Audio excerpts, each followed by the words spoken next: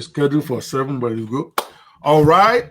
We are live again for another exciting edition of this our Niger Conversation series with the unflappable, unstoppable Omoyele Sowore. You either love him or you hate him.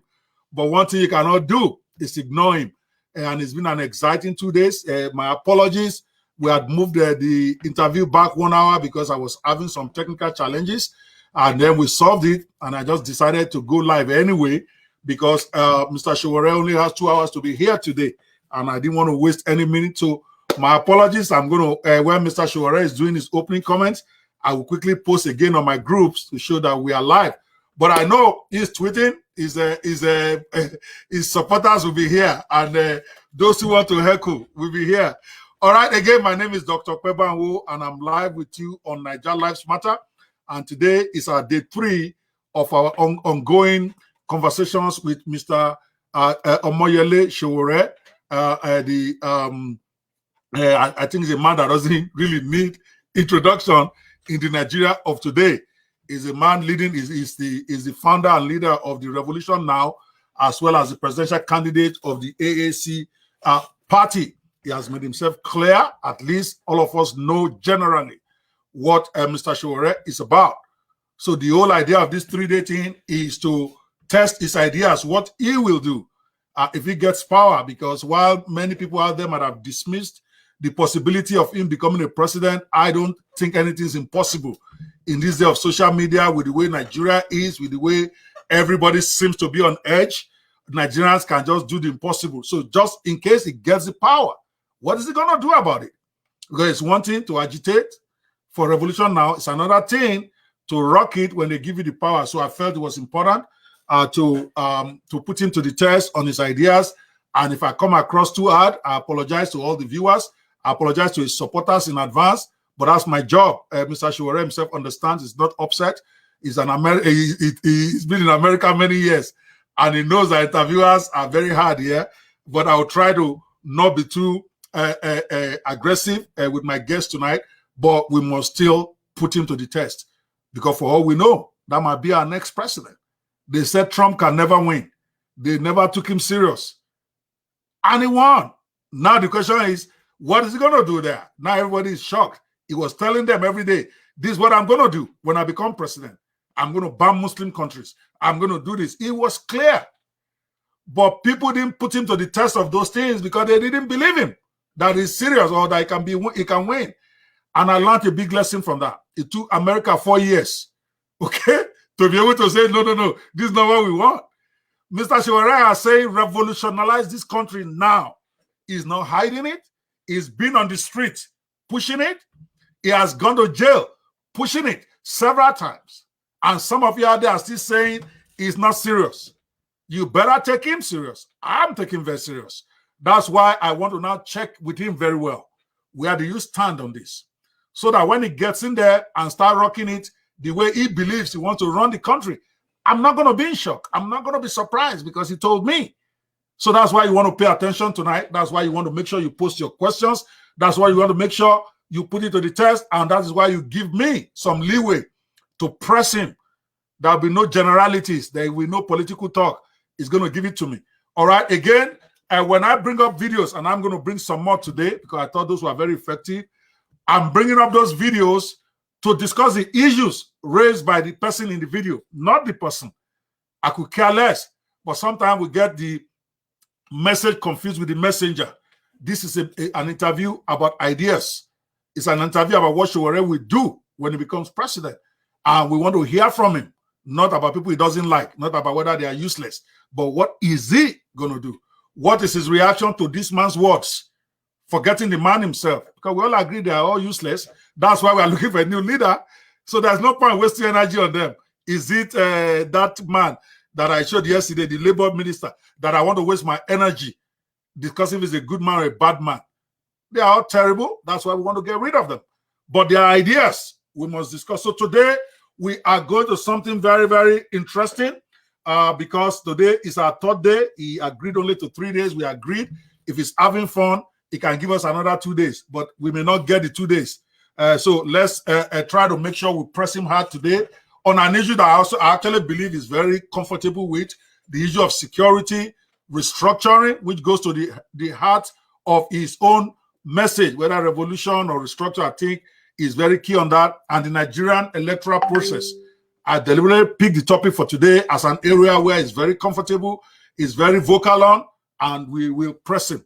So without much ado, I would like to bring in our special guest again for today, Mr. Omoyele Sowore, and he's setting his TV in a second, and we will go at it.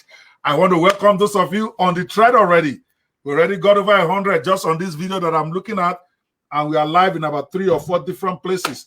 Imiwa, we welcome you to this meeting. Israel, Apollo Shoba, we welcome you. Ogundeko, Jide Abiola, Samuel, we welcome you. Henry Ogunfolaju, you are here all the 3 days. Welcome to see you. Abe Governor, welcome to see you. Sam, I'm just recognizing some of you to say we appreciate you. This is a very interesting discussion. Mr. Sowore, you want to reduce the space of your headline so that they can see you well? Right now, I think we're good now. I think we're good now. All right, fantastic.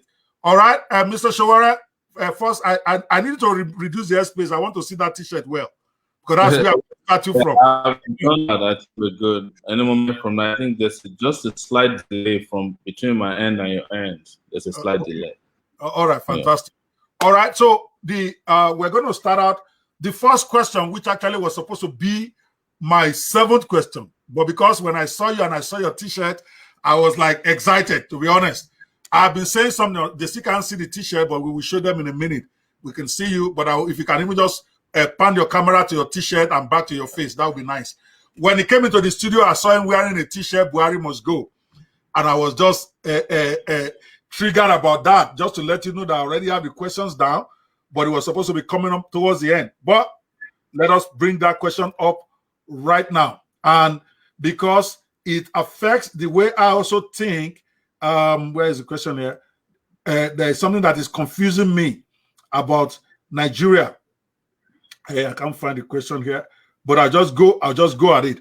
Most people, okay, because I want the question to go with its answer so that when we are cutting the video, why do most people agree Buhari has not performed, but they are hesitant about asking him to resign?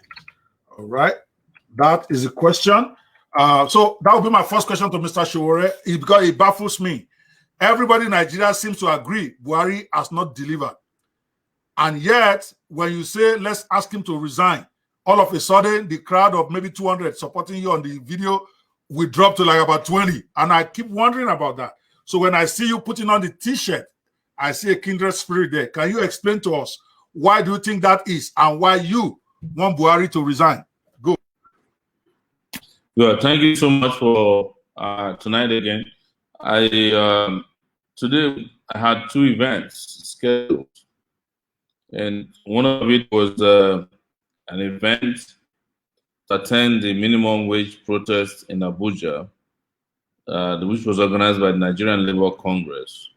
And after that, I had to go to court for my Court of Appeal hearing on bail variation. You are all aware that the Nigerian state kept me in Abuja now for over a year and a half after I was released from detention, where I spent 5 months, such that I can't go anywhere. So today, I went out and I decided that since Buhari Must Go is our new project, I would wear the T-shirt to attend the NLC event.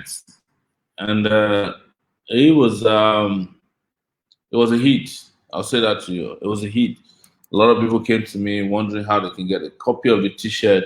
But we had one member of the Labour Congress, the Nigerian Labour Congress, who came to us and said, "You're not supposed to wear these shirts to this place. Why are you wearing this shirt? This is going to make us feel horrible." And I resisted him. I said, "Well, you can't tell people what to wear to your event, but most importantly, you must understand that the big problem you have today, which is this minimum wage issue, has to do with leadership. At that point, a lot of labor leaders came around and supported, and they were very happy that I attended. In fact, if you go to my page on Facebook, facebook.com/Osowore, Osowore, you see my interview as the protest ground before I went to court. Unfortunately, the court did not sit today regarding my case. So, but it was a hit, and I also have tons and tons of requests to get this t-shirt. By the way, a lot of people on my Facebook page, on my Twitter page are asking for me to send them one of these t-shirts so that I can wear it with pride and courage. I don't know if I have enough t-shirts because I'm not selling. I don't want to sell it. But I encourage people to make one themselves if they feel so strong about this. But I'm going to send this t-shirt out to as many people as I can afford, including Dr. Banwo, who is not who's not in Nigeria. We'll try to see if we can get one of the t-shirts to you. Now to the point about agreeing that Buhari hasn't performed, but they're hesitant about asking to resign. It's not unexpected. A lot of people are confused about democracy. They're confused about tenure. But one thing we have to remind people is that tenure is not the same thing as staying in peonage. It's not staying in slavery. You can have 10 or 4 years. If you don't perform, you get booted out. What's most important and most powerful about democracy is the power of choice. Power of choice. So you can choose in the middle of the tenure of the head of your president that he's not performing, you kick him out. That's democracy. You can choose that during the tenure of your rep member or senator or governor and recall him. That's your choice.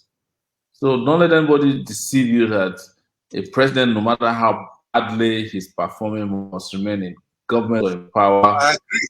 Until, yeah. Right. So they just took the light and I'm sure they're trying to turn on the generator. But that's okay. We can still hear you. We can still hear you. Yeah. Okay, go ahead. Thank you. So that's my permission, Doctor. Thank you so much. Now, yes, I see the t-shirt. Now, hold on, let me show it very well. Let me remove the banner. All right, Buhari must go. I like the t-shirt. If you can send me the design, I think I can get one printed here from my local place quickly for myself. I want it and a cap. All right, because that's one thing we agree on. Because okay, fantastic. That's one thing we agree on. Even though a lot of people don't agree with me, for me, it is nothing personal. I am not APC. I'm not AAP. I'm not any party. But if everybody agree that the leader is not doing his job, then the logical conclusion is to ask him to resign. Whether he was elected or not, we have had example 3 times this year alone where elected leaders have had to resign when people protested for them to resign, even though they were democratically elected. Like he said, at least on that one, I agree 100% with Mr. Sowore here. We have to take it to the logical conclusion. You can't say somebody is not performing, but then you are not ready to ask him to resign. So on that one, I'm with you 100%. I will mobilize for that because it's something I believe on my own, regardless of your party. So we're going to come back to that. Today, we want to discuss extensively on issues to do with security, restructuring, and the electoral system that seem to be so messed up.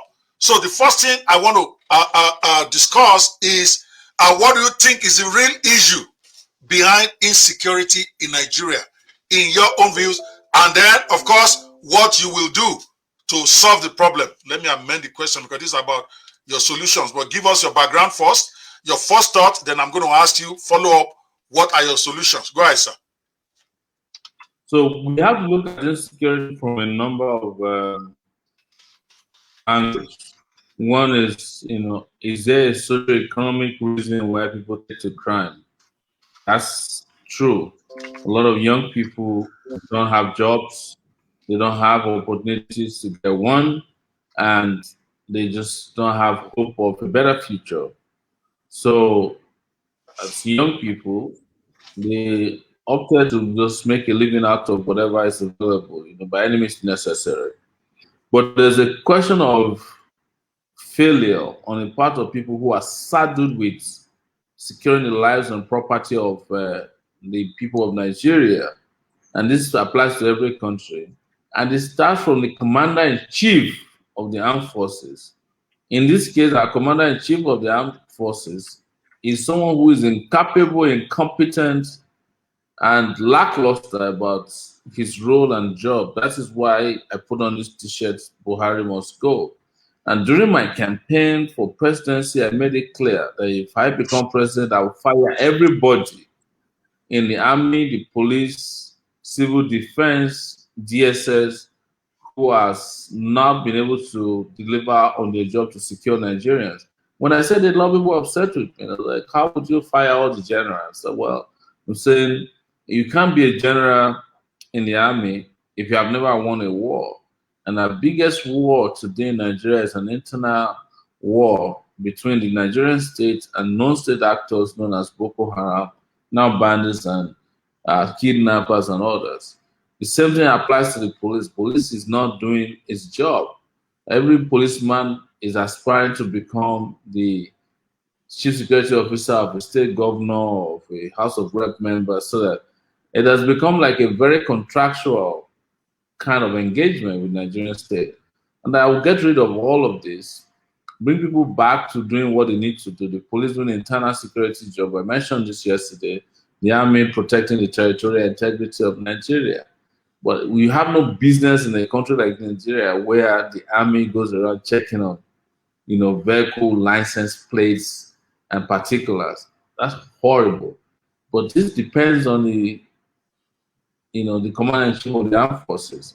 In our own case, we don't have one. The guy who parades himself as the commander-in-chief of the armed forces, an incompetent guy. He doesn't know what he's doing, and that's why Nigeria is paying heavily for his incompetence today, with lives and property. And we know what it has done to us in the last few months in particular, where school kids, male and female, are kidnapped at will. We have to pay criminals money to get them back. And the moment you get more money, of course, they buy more weapons with it. It emboldens and empowers them. So I will be a commander-in-chief of the armed forces, so I'm president of Nigeria, not the commander-in-chief of the excuses forces. Excuses is what we have been getting from Buhari and his minders. They just give you an excuse every day. I mean, can you imagine that boys in Buhari's hometown were kidnapped from their secondary school while the president was in town, and instead of rooting them out, they were negotiating with them. So that's my position as regards those who are responsible for security. And I hope there's clarity about my position so we don't have any disagreement even when I have to go tonight. Exactly. So now, again, talk is cheap, like everybody says. It's easy to agitate. I've always believed that most people who are great agitators don't make good governors, so to speak. But here you are a presidential candidate with every day the chances of you making it gets better than yesterday. So I don't want to discount that it's not possible for you to be there. Anything is possible. So now assume you have the authority. Now you are the ones on the hot seat. You are no longer agitating. Now you are now in position to make the corrections that you have been clamoring for. How will you solve the issue of security in Nigeria? And I want specifics so that people can evaluate your specific solutions, whether it's practicable, it makes sense or not. So that when you get there and start doing it, nobody's going to be confused. They know what to stand for. Now I'm going to give you the floor for that. Go ahead, sir. Thank you. So first is to ask ourselves a question about what are our insecurity problems? And one of it is terrorism that has to do with the Islamic militants in the northern part of Nigeria. And there's the issue of general crime, which is where you hear about bandits, militants, both in Niger Delta region, kidnappers. I'm just saying very clearly that in dealing with these issues, our portion to the security agencies that are competent and should be competent to deal with them. The Nigerian army, we have a duty to deal with terrorism. In fact, not Nigerian army, but it will be a mixture of Nigerian army intelligence agencies like the DSS and some is not part of the police who will go after these guys, find out where they are, what is their strength, and deal with them, eviscerate them. I would not rule out the possibility, in case we don't have the capacity to root them out, to have a conversation, dialogue with people who might know how to get them to change their mind. So it will be a carrot and stick thing. It will be a carrot and stick strategy. For those who might want to surrender, and when I mean surrender, we're not paying you after you surrender. They will have a chance within a very limited window. Those who don't want, of course, the state will come hard on them, and we eviscerate them from the surface of the earth. That I won't rule out. You understand? So you're basically saying you're also for amnesty. Is that what I'm hearing here? No, yeah. It's not amnesty. It's okay. Different from amnesty. Amnesty says to you, no, listen to me, please. Don't let us have the kind of conversation we had yesterday. Let's listen to each other. Amnesty says to you that regardless of what you do, we'll give you a blanket right to get away with your crimes. No, that's amnesty. I'm not going for that kind of amnesty.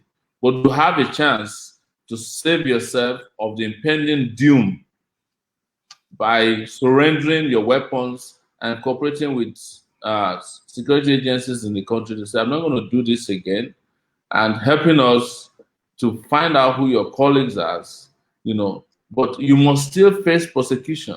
But in that prosecution, you can face the prosecution as a villain, or you can help the state as a witness. In that case, it's different from amnesty. Amnesty says that regardless of what you do, you get pardon. I'm not for that. I'm saying you have a chance to leave or help the state get rid of the kind of crime you've been involved in. That's different. It's not amnesty. It's all right, no, I'm glad that you have cleared it again. I'll probably call it witness protection, where people who are involved in these crimes, when they are captured or they surrender, they can provide expert advice, witness information about those who they have helped us to identify. It's all right. No, it's okay. We are trying to unravel we are trying to make it very clear. Now, for me, again, you don't have to agree. I'm just making an observation. You want these ex-terrorists, you want them to surrender and face prosecution, but then you are still going to expect them to now cooperate with you in getting other terrorists. I don't see that. Maybe I still don't hear you. If you are going to jail me anyway, why should I now be helping you to find other terrorists? I don't get it. Maybe you want to clarify that a little bit. Because what I know... Sorry, go ahead. Go ahead. Yeah, I live in the US and I know about witness protection. They use them in catching drug lords. They use them in catching other people. Where the states, in return for cooperation, can provide some kind of support for an ex-criminal to help catch more criminals. You understand? Especially when the capacity of the state is limited in doing what it needs to do. In this case, the Nigerian state seems to be very, very weak. But I'm very clear, and hear me out, I'm not going to send money to terrorists as ransom when they kidnap school kids. That's not happening. But should a terrorist want or is arrested and wants to or decide that they don't want to do this again, we can provide, a safe path, a safe way for them to provide more intelligence for us to capture more terrorists, in which case the severity of their crime could be reduced by prosecutors. I will listen to my prosecutors in this time, as opposed to just saying that anybody we catch is going to not be given the opportunity to live because, we just don't accept that. I'm just saying this is the middle way and a safe path for people who might have a change of heart. But that will not recuse them from prosecution. It just means that as they are helpful in prosecuting those other bigger criminals who refuse to give in.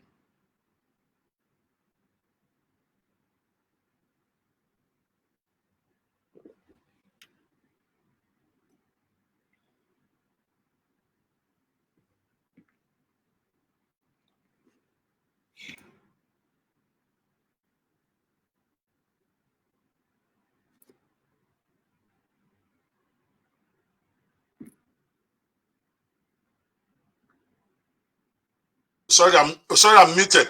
Sorry, I hear you. I said the issue of you mentioned the issue of dialogue, and my question here is that how so you favored having a dialogue with Boko Haram and all these terrorists. So you want to explain that a little bit, because that's one of the things Nigerians were criticizing the government of. So you are saying you are going to do it. So I just the way you presented it is that I'm going to do amnesty. I have told you that there will be no amnesty. Yeah, we've that. Yeah. Yes, and I debunked that. But that in case any of the terrorists or ex-terrorists want to become an asset for finding, prosecuting, and ensuring that other hard criminals are located and prosecuted or commissioned, that is under our watch, we can provide a safe landing for those people so that they can become state assets, for ensuring that those guys are properly prosecuted and put away. That's what I said, and I hope this is clear at this point. But all it's right. Not something that I'm fair enough. My job is not to accept or not accept your solutions, but to make sure it's clear. That was the whole objective of this, that we agree. And I think you are clear enough what you have to say about that. Nigerians can judge for themselves. Now, for me, I'm thinking, and I'm going to play a short video for you now again, please, so that we don't get to where we were yesterday. When I play a video, understand that I'm not talking about the guy who said anything. I care about what he said as a means of discussion, so that we don't go off course trying to attack. Yeah, I'm going to play it. This one is about something that gives us an insight, I think, into the real causes of insecurity, so that we can begin to look for the solutions to it, as opposed to dealing with the symptoms. Because attacking the terrorists, killing them, and all that is dealing with the symptoms. If we don't deal with the cause, we are just going to keep having a cycle of, and that's what I was expecting to hear a little bit. But let's see, watch this video and then go back to the discussion.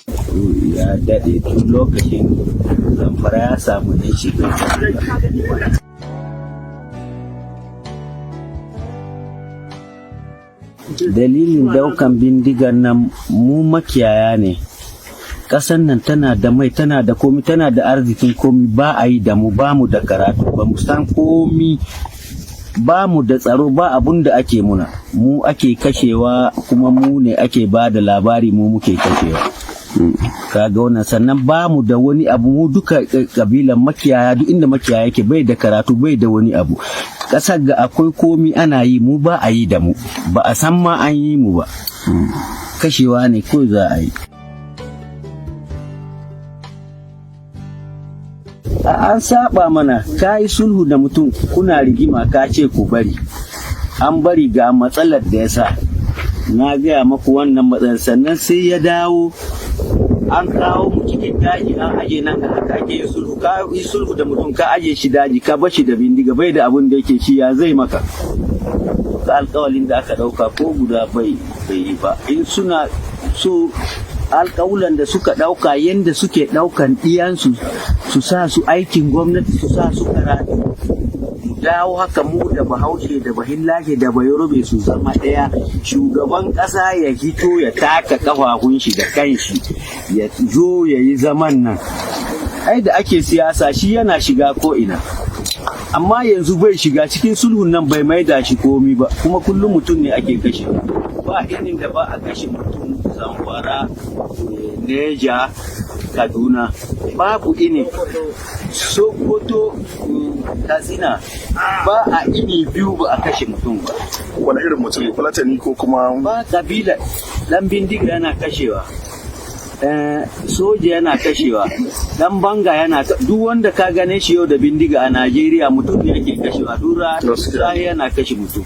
Abun da kasar ga take ciki yanzu wallahi sai kai kuka, ko shugaban kasa sai yayi kuka. Shi shugaban kasa abun da yasa da muka bi cikin mulkin shi yasa kaga har muna bin su dauka shi zai gyara Najeriya, amma shi ba mai gyara Najeriya bane. Tunda muka ji da hawan mulkin shi ya yaba Goodluck, ya yaba Obasanjo, ya yaba marigayar Aduwa, duk ba mutanen yabo bane ya yaba. Kare ya yaba muna a bashi a lokacin mulki, a bashi makiyaya suna karatu. Budget na ƙasa a lokacin a bashi akwai shi, tunda Obasanjo ya hau an sake budget na kiwo. Ok, wato tun daga lokacin da aka koma mulkin farar hula aka daina kula da Fulani kake nufi an daina kula da su, an sare masu daji. Mutum guda yana da eka kusan hekta 1000, mutum ɗaya, don yana mai kuɗi.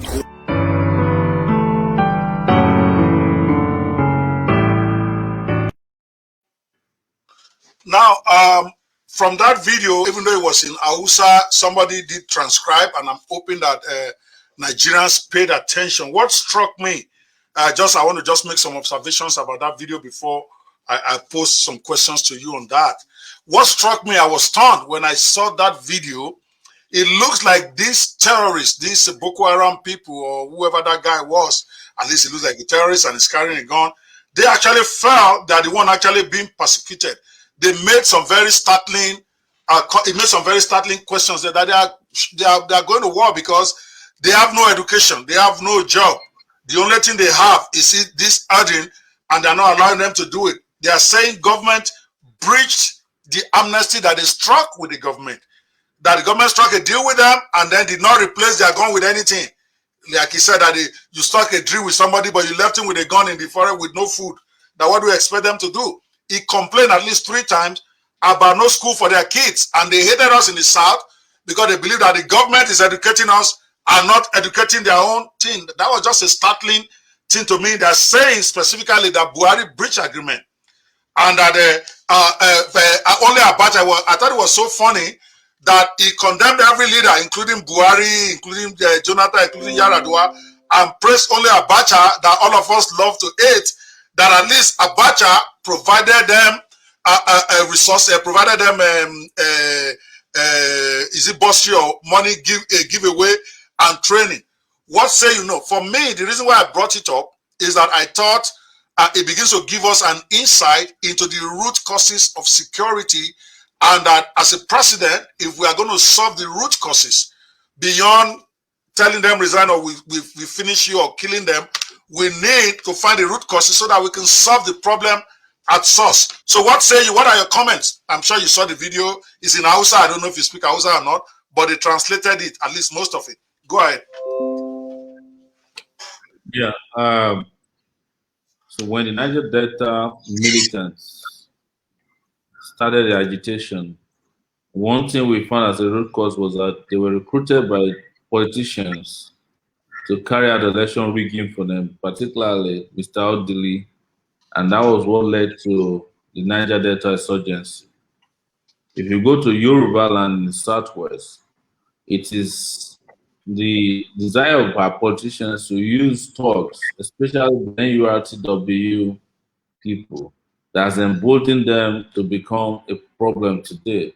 So everywhere you go in Nigeria, someone has emboldened and empowered and armed some thugs for electoral purposes, including even Boko Haram, where Alimodu Sharif was alleged to have armed them for his own election. So they are right in that regard, but that doesn't give them the rights to kill, maim, and destroy people and communities because politicians gave them weapons to carry out election rigging for them. If they feel so bad about it, they should be able to find a home for the politicians who hired them, and settle their rift with them. Innocent people, innocent Nigerians should not be victims of this kind of now proven, desperation by politicians to win election. That's my position. And I've said it, and you heard it before now, that the armed forces, including the police, army, civil defense, whomever is armed in the country today, should live up to billing to ensure that these people don't hold the nation to ransom and don't hold innocent people to ransom, kidnap, kill, maim, or maim them. If they have to maim anybody, I think they should go to the people with whom they had contracts during elections and those who didn't fulfill the contract. That's why I disagree with them. But I have said it at the beginning of my conversation that the root causes of all of this is social economic. Part of it is that people don't have jobs in this country, they have nothing to look forward to, they have nothing to live for and to stand for. And instead, they go for the things that makes it easy for them to make it. And militancy, banditry, terrorism, kidnapping, armed robbery has become the order of the day. And until you have competent leaders who can handle, who are paid, rewarded, and promoted to handle security, be in charge, we are deceiving ourselves. We will never get out of this, because I'll tell you this before I go back to you, that terrorism is big business for those in security services. They prefer that we continue like this so that they can have procurement contracts, make money, and to ensure that this don't end, because that's the easiest and the best way to make money in Nigeria today for people in the armed forces. All right. Is that my turn now? I hear you 100%. And but my question still remains. All that we have been discussing is dealing with the symptoms, and we have to deal with the symptoms. After, if somebody has malaria, they still have to treat him with the symptoms. But the root causes of it, attacking it, and I happen to agree with you, give them opportunity to surrender or they get crushed. That's the way any responsible government will behave. But if the root causes is not dealt with, we are just going to have a cycle. What I'm asking is, what is your plan to deal with the root causes? Even you yourself, you have identified some of the root causes in this your response. But what I didn't hear is how you will deal with it to make sure that root causes are uprooted and it doesn't give rise to violence again. Please go. Well, you in the last 2 days had a potential for saying that I never addressed something about your question, which I have addressed. And in this case, I've addressed it critically and fundamentally, that as a nation state that has legitimacy and integrity, the business of law enforcement should remain with the states. And this means that agencies of government, especially security agencies, will be at liberty, equipped enough to go after people who want to take over the job and the business of taking care of security. We haven't had that in this case. We've only had a bunch of wimps who go in and out of meetings with criminals, pay them ransoms, and when you pay them ransoms, you are not going to get them to stop their activities. Nigerian state must have the ability to go after people who are engaged in criminality, stop them from doing it, arrest those who needed to be arrested, prosecute them, and those, like I said, who might want to cooperate with the state will have a chance to do so that they can enjoy some kind of witness protection.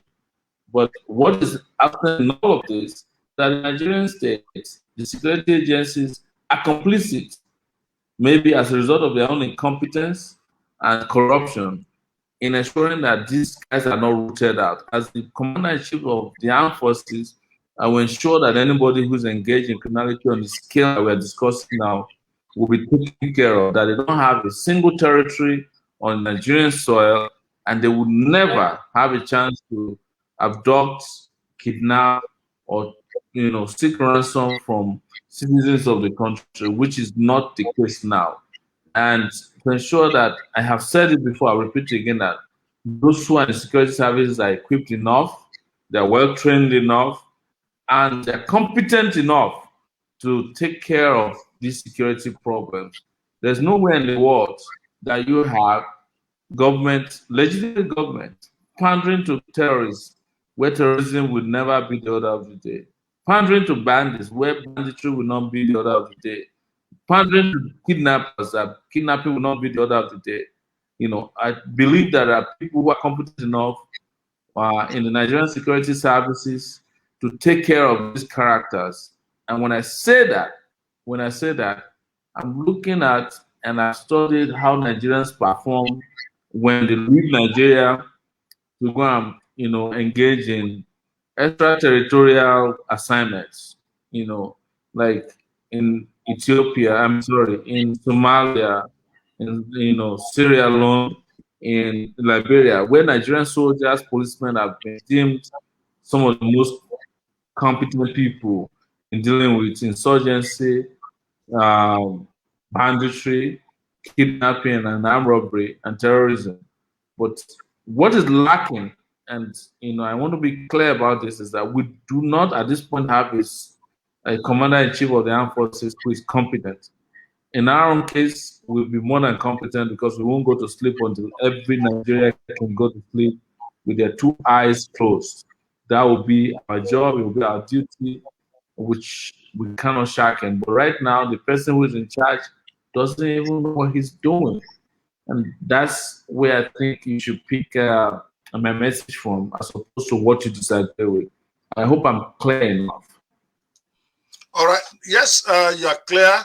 I don't necessarily disagree with anything you say or agree. I'm saying I'm just getting more clarity, because when it's not clear to me, I ask you to explain it, because this is not a debate between me and you. It's an interview. So I have to let your views be heard. And as you have noticed today, I give you all the time until you stop talking. I'm not even going to interrupt you. So that way your fans want you to talk. It's okay. My job is to make sure the questions are answered. If I don't feel they are answered, I will ask again. If you miss, you're just going to repeat yourself. It's okay. I may be slow. Okay. But the important thing is that your views get opportunity to be repeated twice for you. So either way, you win. All right, let's switch to something a little bit different. Still on the same topic for today. Yes, there is this issue of violence that has been going on, particularly in the Southwest. All right, and if you had to pick a name that seemed to emblemize it today, the name everybody keeps mentioning is Mr. Sunday Igboho, that has given the Fulani more or less a quit notice in the Southwest, and has actually gone after them, and they have come after him, and is going on there. What do you think of what Mr. Sunday Igboho is standing for? Because he is saying they are coming to the Southwest and they are harassing us, they are terrorizing us, so we want all of them to leave. We don't even want Fulanis here in the South. Is that a message you resonate with? What is your view of a Sunday Igboho? What is your view of the message that he's pushing as a fellow agitator yourself? I just wanted to get your take, because it will be very hypocritical of us to have a meeting like this and not talk about real issues that is happening on the ground in a place like the Southwest. Go, sir. So I'll tell you, for the first time yesterday, I had a conversation through a third party to Sunday Igboho, but we didn't have enough opportunity to understand why he was doing what he was doing. And probably before now, I've not made a public statement about Sunday Igboho's activities. But what it boils down to, in my view, is that the Nigerian state failed its people, and he came in to fill the void as best as he understands to do it. But I would say here, and I'm not afraid to say this, that I am not going to be in a space where a Nigerian is picked upon, any Nigerian for that matter, expelled from his home or land because somebody feels obsessed or is unhappy with what's happening. But what Sunday Igboho's position is about is an exposure or an expose on how the Nigerian state has failed to protect the Nigerian people. And to the best of his ability and understanding, he came in to make a statement, a loud statement, to wake up the Nigerian side and the Nigerian state on what should have been done to protect people in his own part of the neighborhood. That's what Sunday did. Did he help enough? Probably yes, but I don't think he has the capability, as we've seen, to protect people enough because he doesn't have the army, he doesn't have the police. Even though some of them claim they work with him on some of his sojourn, I don't think they're enough to do that. If I was head of state, Sunday Igboho won't be my problem. My problem would be those police officers, army officers, SSS officers who are not doing enough to protect the Nigerian people. There's another side of it that we have to be careful about. I am not for xenophobia.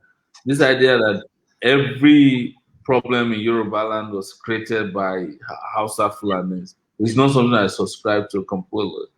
I've heard and read and read through Sahara reporters on that media how there are Yoruba people that are using Yoruba men and women for rituals. Do we ignore them? It's part of crime. And the reason why they get away with this is because the state has failed. I am more of a state that is capable of protecting its own people as opposed to a state who looks the other way, or when things break down, they start looking for ways out of the situation in ways that shows that the state failed. One last thing I'll say is that it's Sunday Igboho that is working with Femi Fani-Kayode is something I would be very careful about. Femi Fani-Kayode is a transactional Yoruba redentist. He uses Yoruba when he's broke, and when he's not broke, he remembers who he's not and all that. So it gets a little bit confusing when you look at the kind of relationship that has emerged out of this. What I'm saying is that if you did Ghana Must Go in 1982 or 83, and now you are doing Nigeria Must Go, and then you're doing Fulani Must Go, for a Yoruba nation that did not even plant his own tomatoes, he didn't plant his own his own onions, and was caught in the middle of the whole characteristic confusion, that means a lot of work needs to be done. But I would say that what the likes of what Sunday Igboho has done is to bring attention to what he knows best how to do, which is the fact that his people are suffering, they're under siege, and most people would do that. But would that be the best solution to the herdsman's crisis? But should you completely reduce his contribution to nothing? I also said no. What things is my focus is not on the smaller issues. My focus is the central failure of commander-in-chief of the armed forces and his refusal to do what needed to be done. It's nepotism and other forms of failures that put Nigeria in the way it is today. So I hope I'm clear on that. Yes, you are. But a follow-up question to that, which again, I've been in a room where I've had to say it, but I've not had the opportunity to get you to explain that statement, and I'm glad that I have opportunity to ask you. Now, you said something, I don't know whether it was one of these clubhouse rooms or somewhere in an interview that I was watching while studying up for this interview. So you said something about that the government or the leadership is not afraid of Sunday Igboho, but they are afraid of you. And I wanted you to, if I misheard you, but I'm sure I heard you well, I have the video. So the question is, why do you say that? Can you clarify for me? Because I didn't. What I said in that conversation is that this Nigerian state, Nigerian government is not afraid of ethnic-based sectional agitation as much as they are afraid of a revolution. And I represent the revolution because the revolution will take them out completely out of the picture. Sectional activities, that is confined to one corner of the country, it's not probably something they can be afraid of because they can deal with that by sending a delegation I mentioned Femi Fanika, who wants to join APC right now, who goes to Sunday Igboho, but I personally would not accept a meeting with Femi Fanika because I want a revolution. I want these guys out of the way. So that was my own interpretation of it at that time. And now, but and I know how the Nigerian state operates. If they feel like a problem can be localized, they will send it in that direction. But if they feel like the problem is national, they will deal with it with all their might. And that's why people like me are more hated than a Sunday Igboho. But I don't want you to frame this as some kind of conversation about superiority. I'm just telling you what I know as the facts of the case. That they are more afraid of the revolution than a sectional conversation about whether Fulanis live in Oyo State or not. A revolution is what they're afraid of. And when I had a conversation and opening to speak with Sunday Igboho in the last 24 hours, I told him the same thing. The same way I told Nnamdi Kanu that the revolution is more effective than breaking up Nigeria. Because after you break up Nigeria, you still have to have a revolution in the various breakaway republics anyways. That's right. Now you explain, and that is where I am confused a bit. I know you explained the first day one, what your revolution means. So let's, maybe we will make that probably one of the last questions before you go, so that you can encapsulate everything together, because it's looking to me, and I may be misreading you, and I'm just talking from here right now, that you are not in favor of breaking up the country. So it leads to my next question. What is your own position on restructuring, and what you will and how will you implement it if you had the power? That's supposed to be the question. Let me type it right. What is your position on restructuring that everybody is talking about, and how will you implement it if you had the power? Okay, I'm going to pull it back up so that it can. Are you done with that question? Yes, this is the question. Yeah, I'm done with the one I asked before. So as far as restructuring is concerned, I've said it completely several times. Okay. You cannot restructure Nigeria by mouth. The problem of Nigeria's restructuring lies in the Nigerian constitution. The Nigerian constitution is a piece of paper that doesn't have even the value of the paper upon which it's written upon. I have said it, that for you to restructure Nigeria, you must change the constitution. You must bring various ethnic groups, religious groups, professional groups, student groups, CSOs together, and create a new constitution for Nigeria. Where I disagree with restructuring is those who are driving the conversation. People who are talking about restructuring in the 80s. Why would an 80-year-old man, 70-year-old man, and I don't have problem with old people. Please be very clear about this. Put it on your record. They should not be the ones who are determining how to restructure Nigeria. And their own idea of restructuring is 1963. I want to move forward by bringing together some of the most brilliant Nigerians to create a brand new constitution that will go through the crucibles and will legitimately be formed after it goes through a referendum.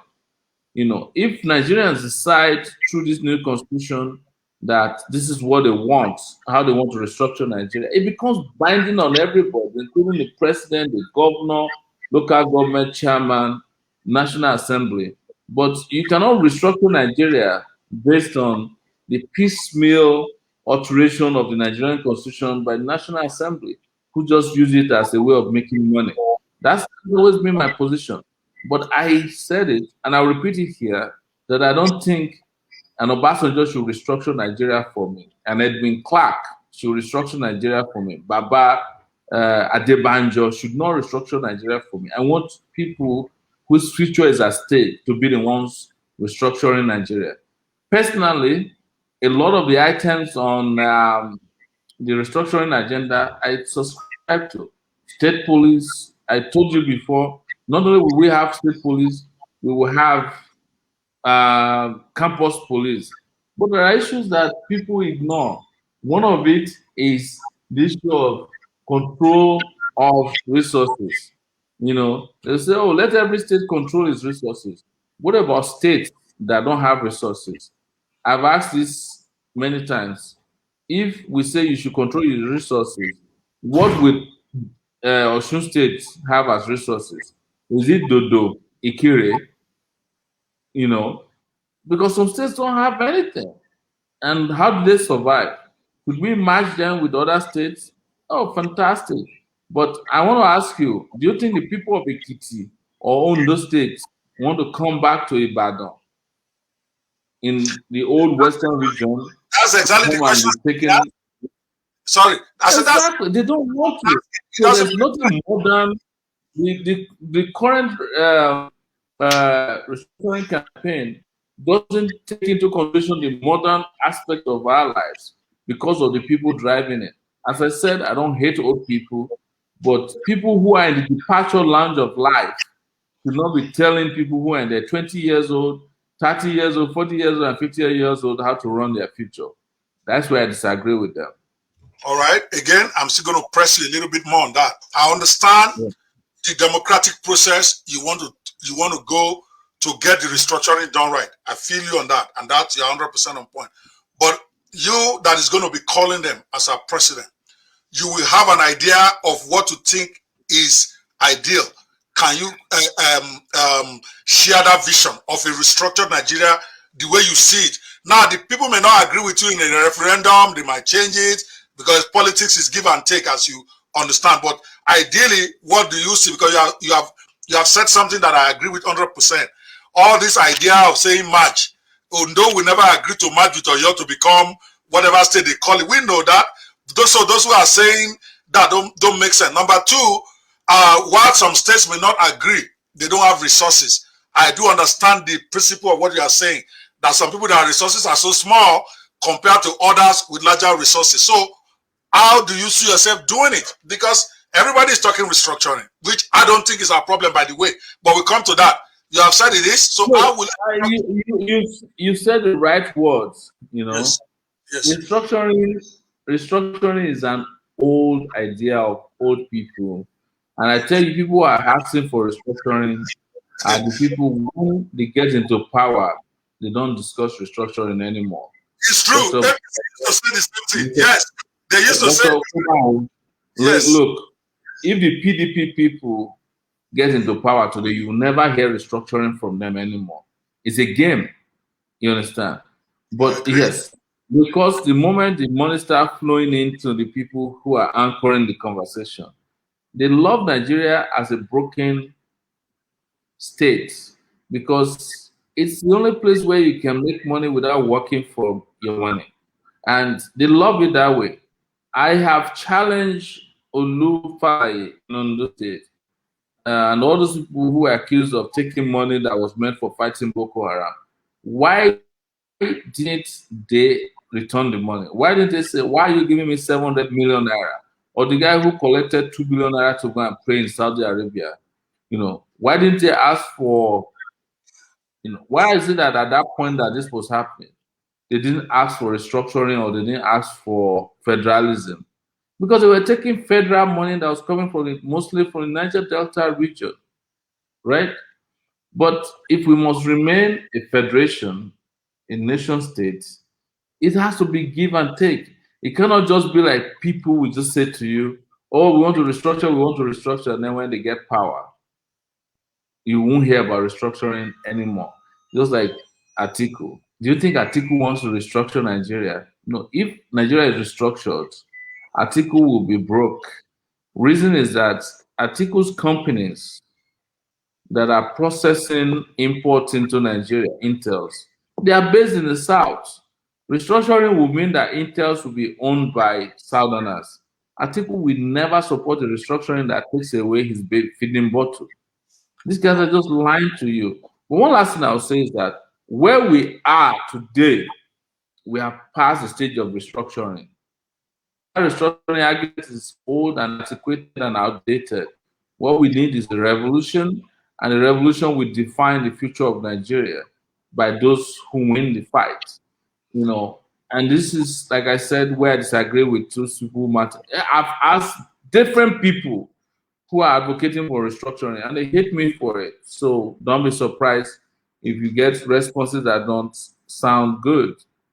Now, each time I ask people asking for restructuring from the South, their own position is different from the ones in the Southwest. The ones in the Southwest are different from the people who are from the middle belt. Restructuring, but you don't have a harmonized position about what needs to be restructured. People just want to eat. And when they lose that opportunity to get part of the national cake, they'll set up their own buzzwords to attract attention and get what they have to get. So that's my problem. Again, after making a submission, I'm available to be criticized, as keyword.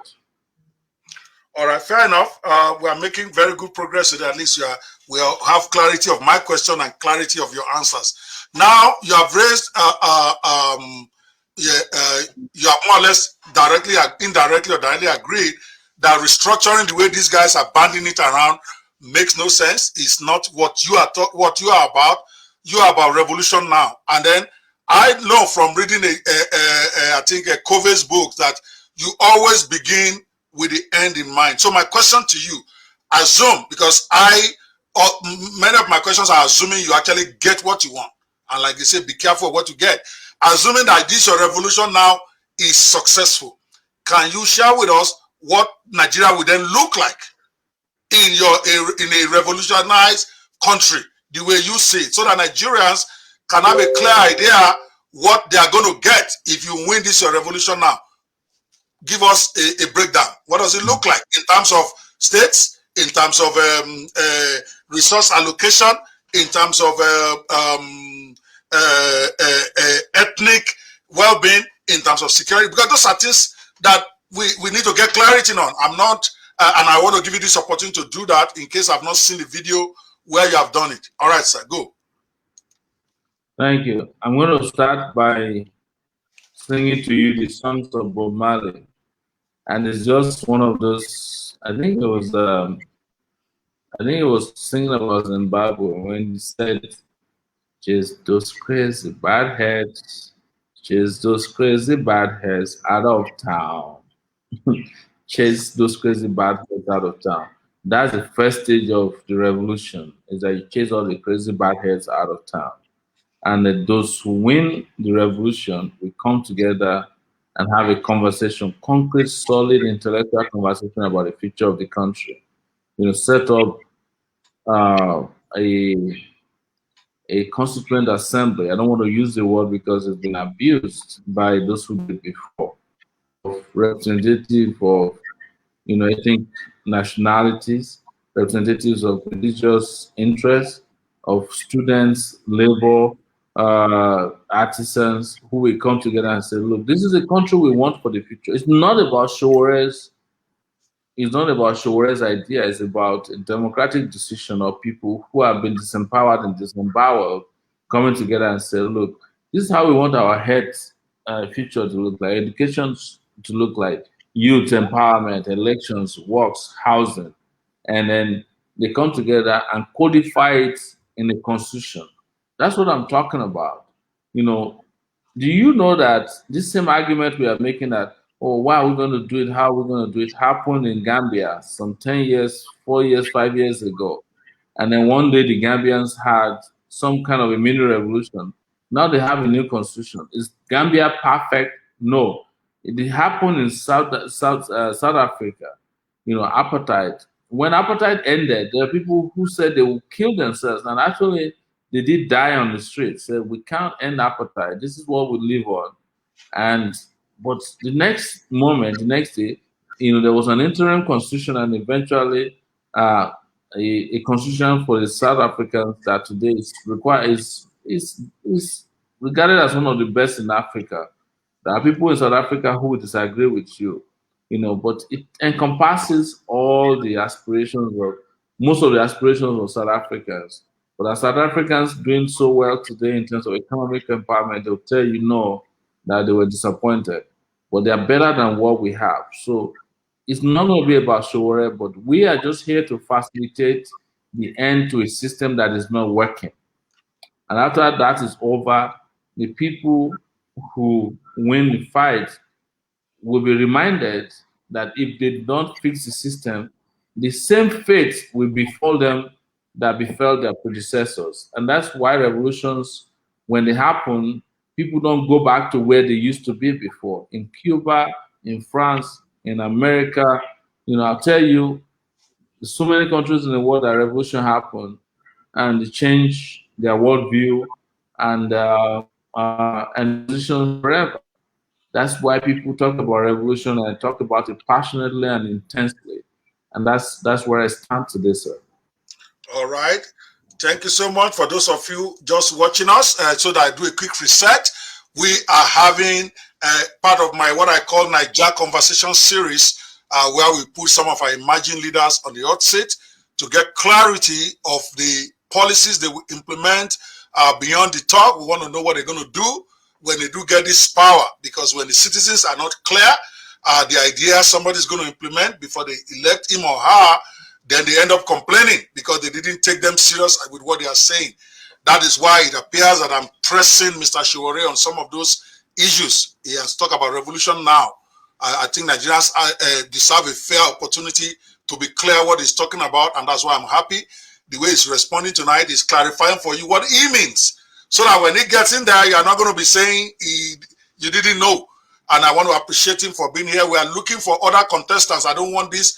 I'm already getting into trouble with some of my own colleagues where we are forming this non-aligned, non-partisan organization to try to end bad government. I'm not a politician. I'm not going to run for anything.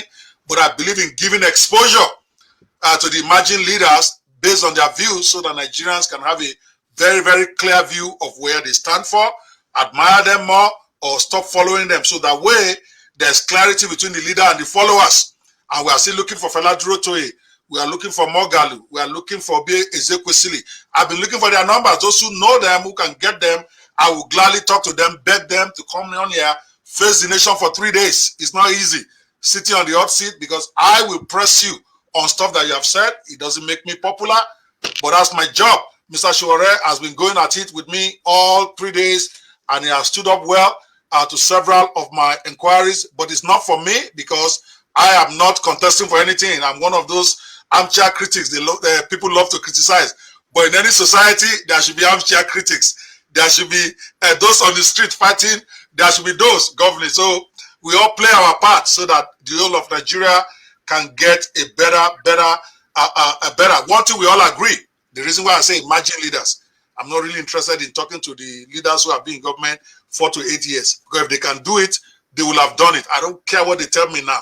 There's nothing anybody that has been in government 8 years will tell me that I will listen.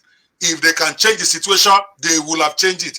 So don't recommend them to me. I'm only interested in emerging leaders, those with fresh ideas, because it's clear Nigeria must have a change for the better in 2023 if he knows what is good for it. Again, I'm safe here in Nigeria. They say I'm here, I'm talking. But I'm also a Nigerian. I owe is part of what I owe. Let's go to another question here. So I'm going to just put you on the spot. I know it's not fair, but hey, we are here. So based on what you have been saying now, will you say you believe in Oduduwa Republic or Biafra Republic as a solution to Nigerian issues? A lot of people have been saying maybe the issue is to just split this country minimum 3 ways. Let the Yorubas go their own, let the Igbos go their own, let the North go their own. Now the Kanu, and I'm going to play his video in a minute, and I'm going to play Igbo's video in a minute too. They all seem to be saying, Egbagbe, we want to go, let the Yorubas go their own, let you Igbo, and now the Kanu has not been equivocal. It's been clear all over the world. What say you to these agitators? What say you to them? Do they have it wrong? Do you have a different idea? Go, sir. There's nothing new about this particular position. I have spoken extensively about what's my preference. My preference is for us not to be lazy about how to fix our nation.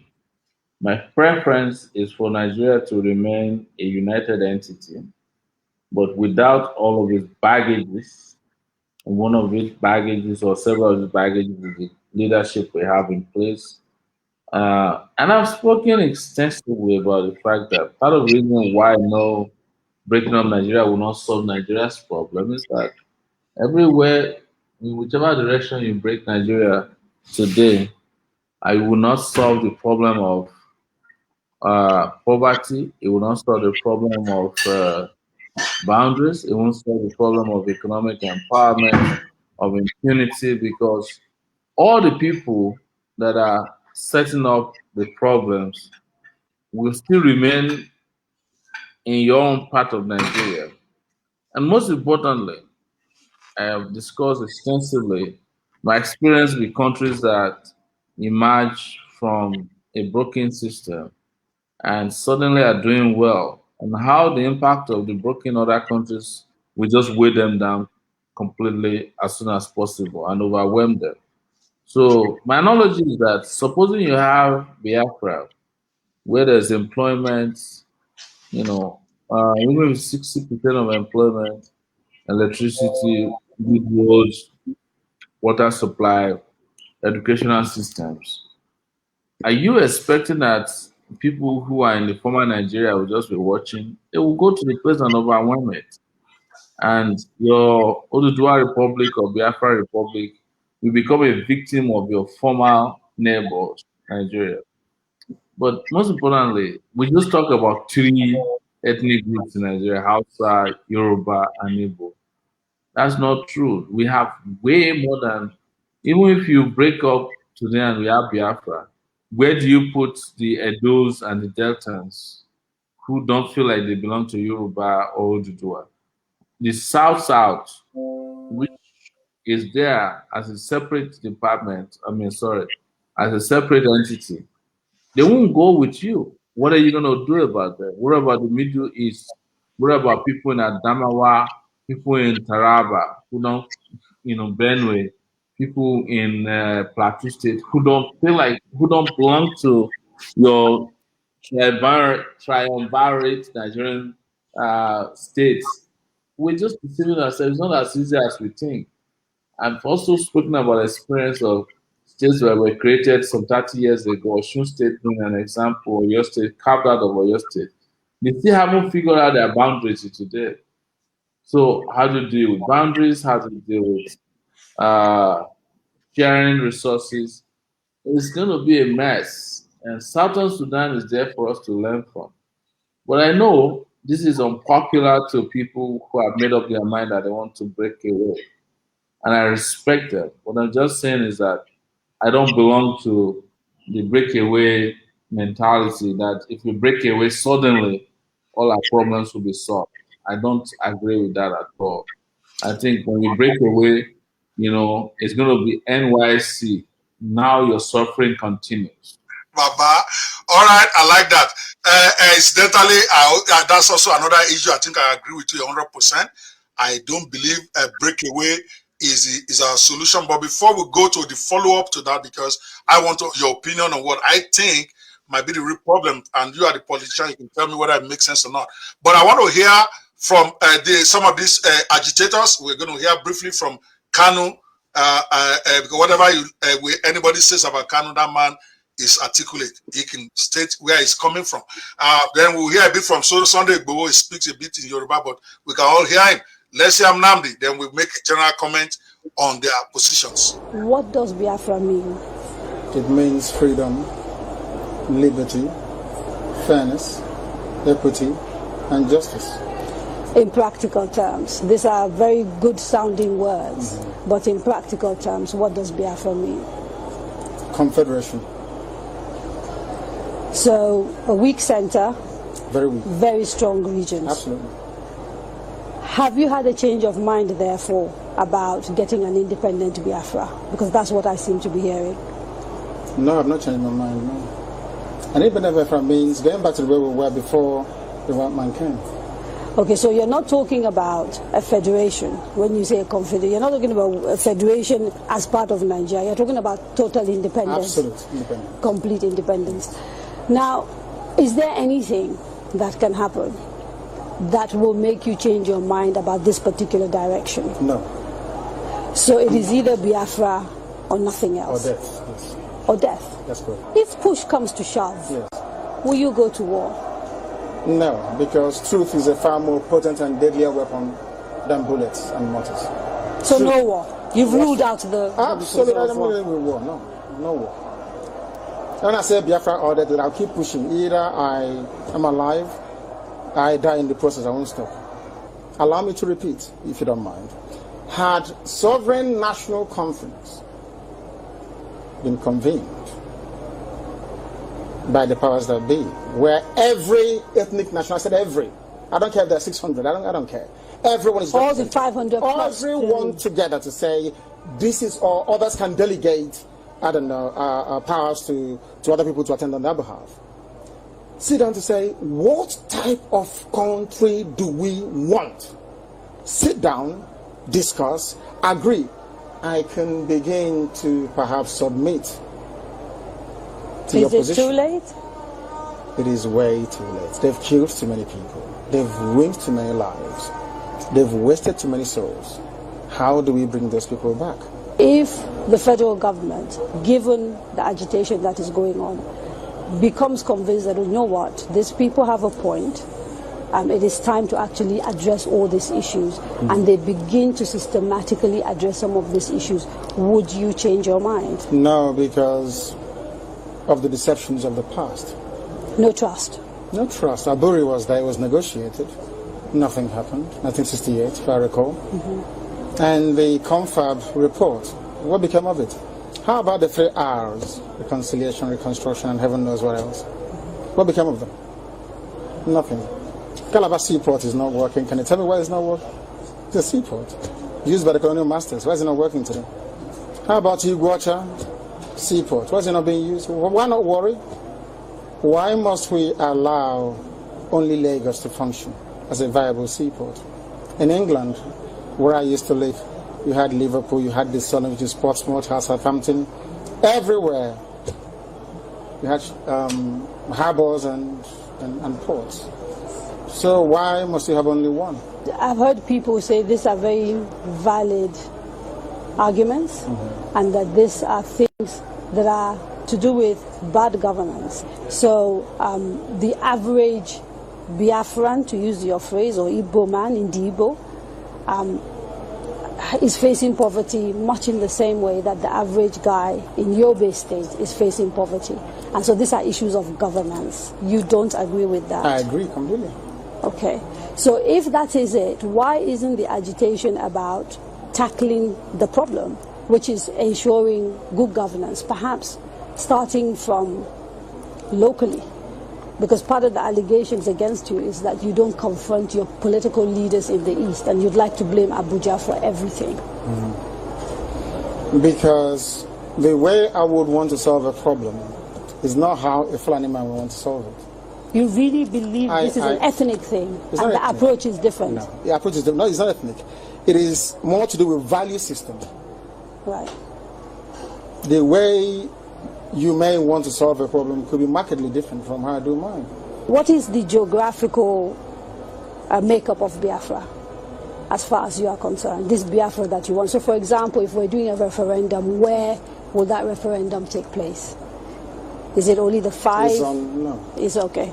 It's on, which is River State, Bayelsa, Delta, Anambra, Imo.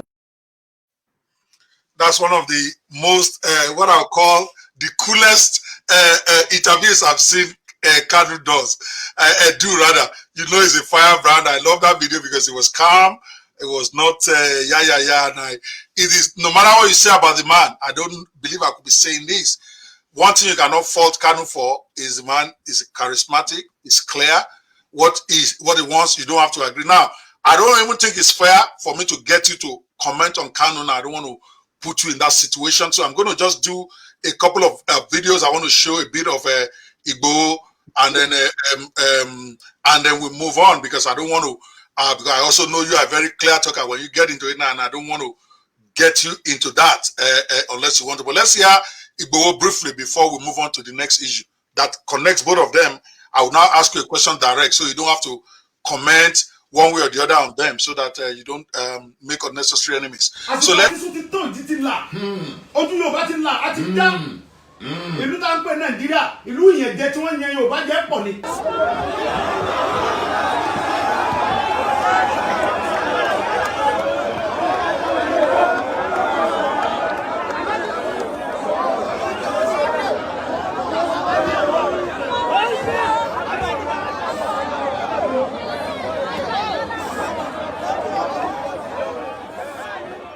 ògbójúgbóyà ọmọ ilẹ̀ Yorùbá Sunday Igboho lẹ́ni tí ó ti kọ́kọ́ fún àwọn ẹ̀yà Fúlàní ní ọjọ́ 7 gbáko láti fi ilẹ̀ Yorùbá sílẹ̀ látàrí bí wọ́n ṣe ń ṣekú pa àwọn ọmọ ilẹ̀ Yorùbá eléyìí tí wọ́n ń gbé ní agbègbè Ìbàràpá.